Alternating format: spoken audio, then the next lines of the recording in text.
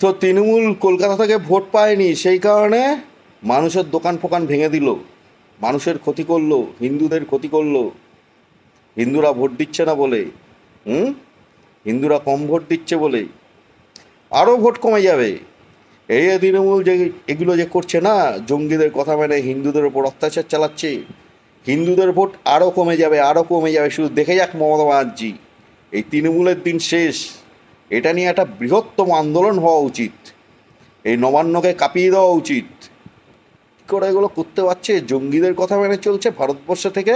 হ্যাঁ, পশ্চিমবঙ্গ হচ্ছে হিন্দুদের জায়গা, সেখানে থেকে জঙ্গিদের কথা মতন চলছে। হ্যাঁ, জঙ্গিদের কথা অনুযায়ী চলছে, জঙ্গিরা যেগুলো নির্দেশ দিচ্ছে সেই কথা অনুযায়ী চলছে মমতা ব্যানার্জি।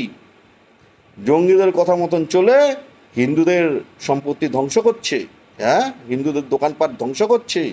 হুম, তারপরে আরও একটা রাগ, মোদিজিকে সরাতে পারলো না, সেই কারণে পশ্চিমবঙ্গবাসীর জিনিসপত্র ধ্বংস করছে, হিন্দুদের সম্পত্তি ধ্বংস করছে, হিন্দুদের দোকানপাট ধ্বংস করছে, কিন্তু মুসলিম এলাকায় কিছু করছে না, ওদেরকে বাঁচিয়ে রাখছে। জঙ্গিরা নির্দেশ দিয়ে দিয়েছে ওদেরকে কিছু করা যাবে না, শুধু হিন্দুদেরই ক্ষতি করো।